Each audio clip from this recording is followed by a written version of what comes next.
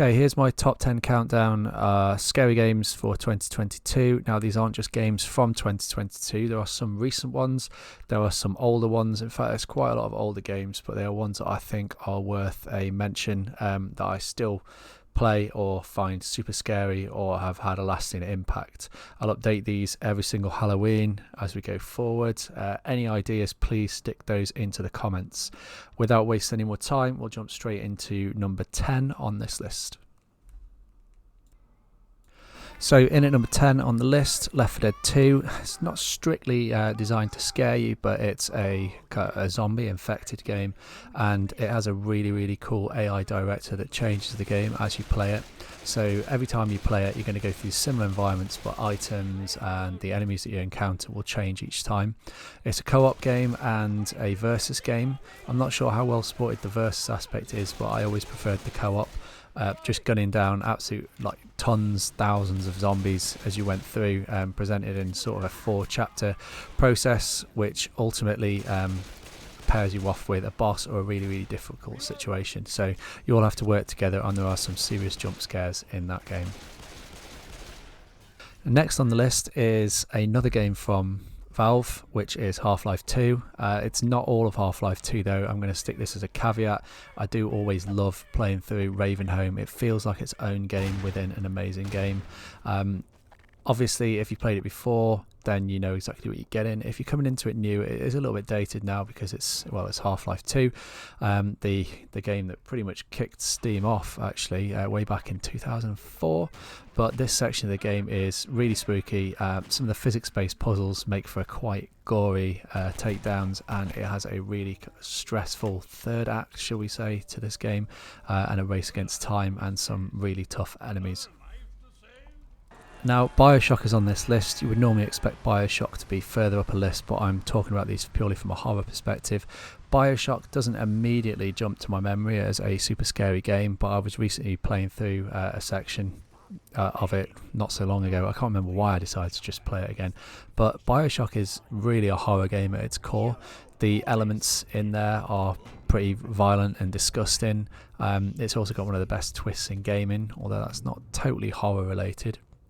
It's more of a thriller kind of aspect to it, but the splicers that you fight wearing their bloodied kind of like animal masks, because I think they were supposed to be a party at the point when they all went nuts, and Rapture fell, and then of course you've got the big daddies, and what isn't scary about creepy little girls with red eyes trying to suck the life force out of dead corpses.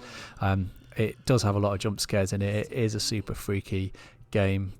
There are some sections that are pretty much terrifying, and so it deserves a decent place on this list, but we are starting to crack the top 7 now.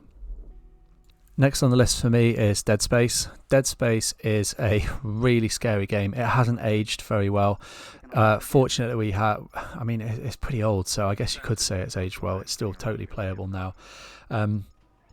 It introduced a lot of things into games that we kind of take for granted. It was almost like a precursor to the PlayStation style, I don't want to say walk 'em ups because that's not fair, but the Uncharted style, the Last of Us style of movement and your progression through the narrative, and it tried to keep you in the game as much as possible with menus and the tracker that told you where to go was kind of shown on the floor as well. But at its core, it's a pretty disgusting and scary game. Lots of jump scares in it. It's got a pretty compelling twist in it as well. Really well written game. The setting is absolutely disgusting on the Ishimura. There's lots of dead bodies, corpses, and the enemies themselves are basically reanimated corpses of kind of blobby cancerous mass that you have to pretty much decapitate and chop into pieces using the guns in the game, which are essentially just weapons that chop little bits off everything. So it's a pretty terrifying game as a whole. It had a lasting impact on me, but as I say, it's aged quite poorly. So going into next year, we'll see a remaster, or should I say remake, of Dead Space, which I'm really looking forward to. And they're focusing on that whole one take route through the game with minimizing the loading, which there is quite a lot of, and the old checkpoints and save system was a little bit annoying, which you'll see as another feature in a game on this list as we go further through. Okay, Outlast. Outlast is still pretty visually interesting to look at. This game just kind of came out of nowhere a few years ago. I think it might have been 5, 6, 7 years ago. And it was a very cheap game. It was made by a small developer, and man was it scary. You see most of the game pretty much through the lens of a camera or yourself as you go through an asylum. And any game that features as many jump scares as it's got, it's very upsetting. It's just not pleasant to play in that kind of good way we want a horror game to be. Lots of noises if you're playing with headphones on to kind of jump you out your skin or just unsettle you. And there's also a lot of fully naked dudes, massive fully naked dudes chasing you around an asylum, and that's got to be up there with one of the most unpleasant experiences in a game I think I've ever had.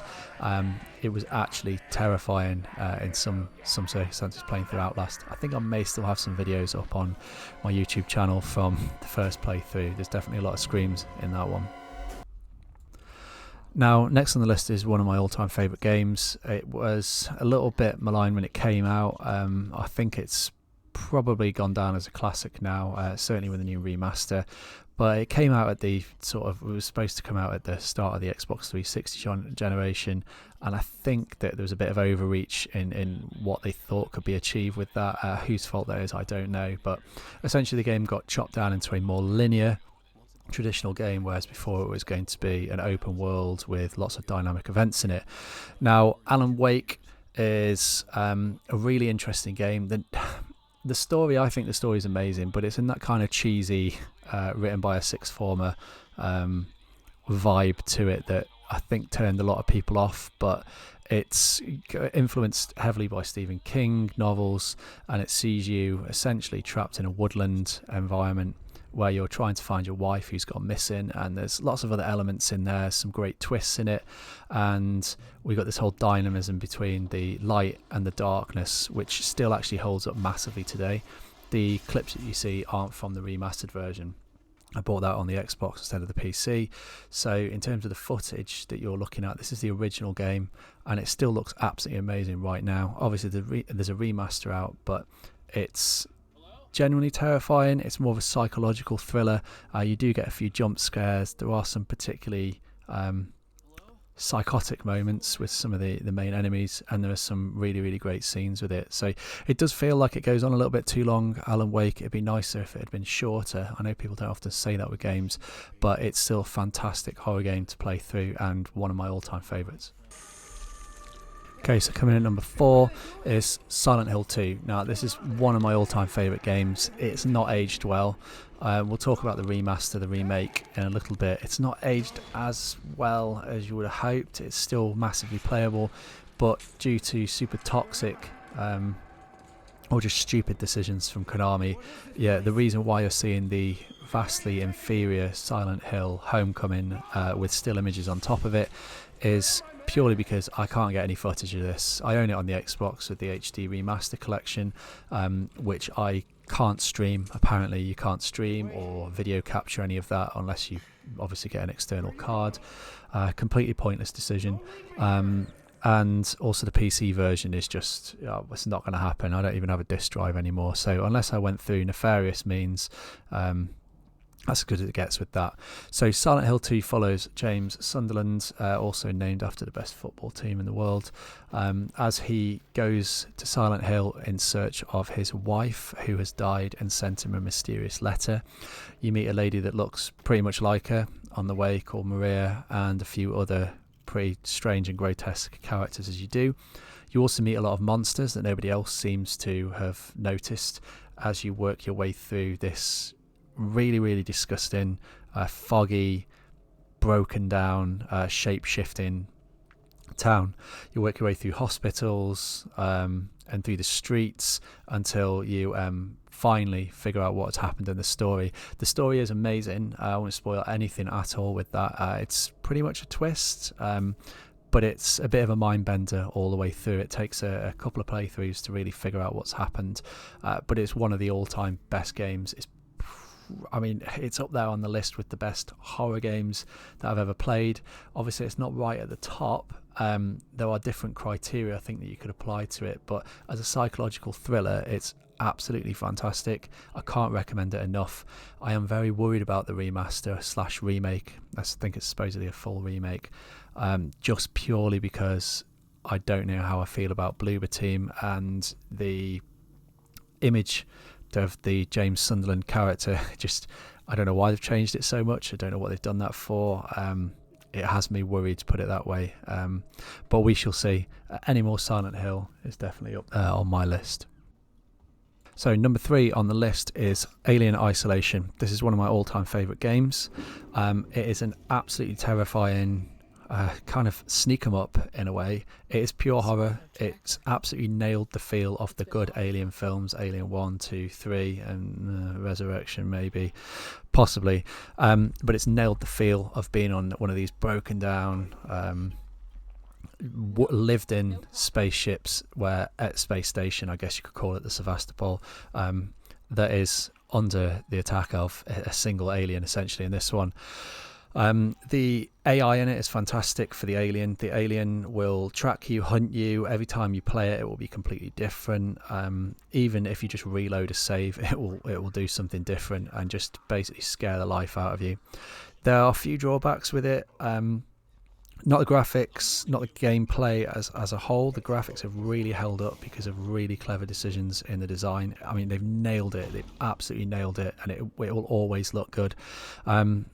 The only issues I would say with the game is the save system is a bit frustrating. You have to basically punch a card in and go back to certain areas, and it always saves over. So you can get yourself in sticky spots. If you've never played it and you're going to, just bear that in mind. Also, the human AI in it can be a little bit annoying, or the enemy AI, should we say, and also the fact that it's very difficult to know where you're going. Luckily, I have some wonderful guides up to help you with that. Not trying to sell anything here, but I needed to use them when I played it back through. So it's an absolutely fantastic game. I can't recommend it enough. There are a few quibbles with it, but it is an older game now. But I would say it still holds up, and it's provided some of the most terrifying moments in video game history for me. Number 2 on my list would have, until recently, been number 1, Resident Evil 2. Now, you can basically pick whichever Resident Evil we're talking about here. It'd still hit the same point on the list. The original Resident Evil 2 is a fantastic game, and I could not get enough of it when it first came out. I did think that Resident Evil 3 was nearly as good as it, but Resident Evil 2 just took everything that was good about the first one and just tidied it up, and gave it that fresh lick of paint and a better setting. Completely expanded the universe, and pretty much has led us to where we are now. Now, the remake is definitely not just a remaster. The remake is a fantastic game. The third one kind of went a bit backwards, but Resident Evil 2 is pretty much, I would say, the pinnacle of the Resident Evil series. Remasters, remakes aside, out of the whole lot of it, Resident Evil 2 is the best Resident Evil game that you can ever play. I cannot recommend it enough. It's terrifying. It has that right level of cheesiness to the story. The graphics are fantastic. They still look amazing now. I think it was a few, 2, 3, 4 years old. And the setting of the police station just really did it for me. I feel like the game does die off a little bit once you leave the police station. I would have liked to see them extend that section a little bit more, but they've added more to the original game. They've fleshed out the backgrounds and the characters, and it's just an amazing addition to the Resident Evil universe and horror games, or games as a whole. Okay, so the number 1 on this list is a bit of a surprise to myself, but it's certainly a game that I haven't played as much as I'd like to, and there's a very good reason for that. But Phasmophobia has to be the most unsettling, uncomfortable, terrifying horror game that I've ever played in my entire life. I don't do jump scares. They just don't work on me in film, in most games, in real life. I don't know what happened. Did I play too many war games as a kid? I have no idea.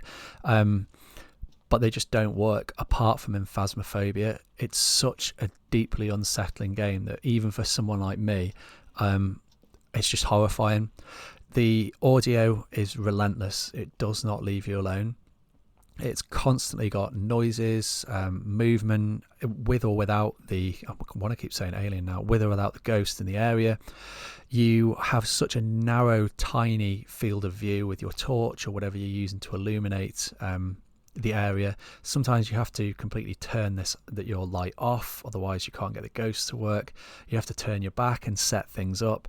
It's just so unpleasant, horrifying to play, that I've only managed to play it in short bursts and then come back to it.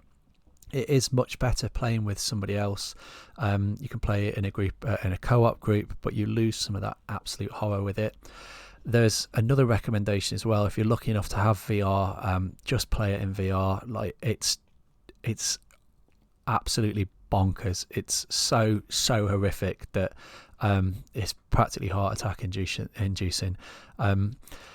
Why is it number one on the list? It's number one on the list just for pure horror, pure terror that it puts in. If we're looking at horror games, I haven't played anything that's as scary as that in my life. All these games on this list I cannot recommend highly enough. I think they're all fantastic and they have a lot to offer. Had Phasmophobia not been there, then Resident Evil 2, Alien, Silent Hill will be right at the top of that list.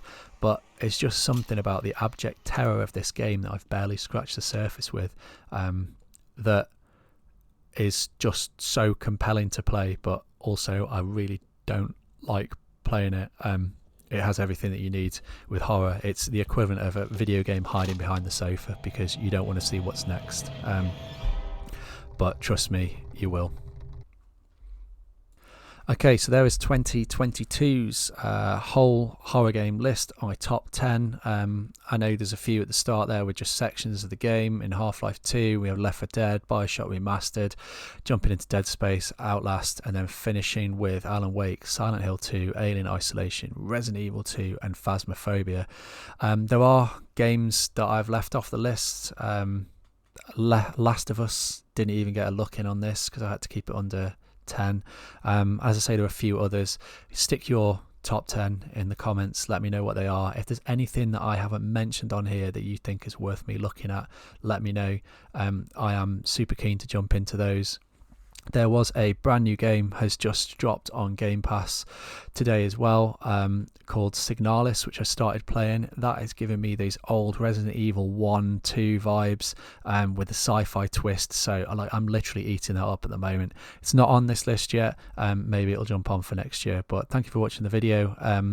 If you give it a like, please, and subscribe, obviously, if you liked what you saw. not forcing you to do it. Hopefully there's a game on there that you haven't played, or if there's an older game that you have before, then hopefully it gives you a chance to jump back in and get some more life out of it. Thanks for watching.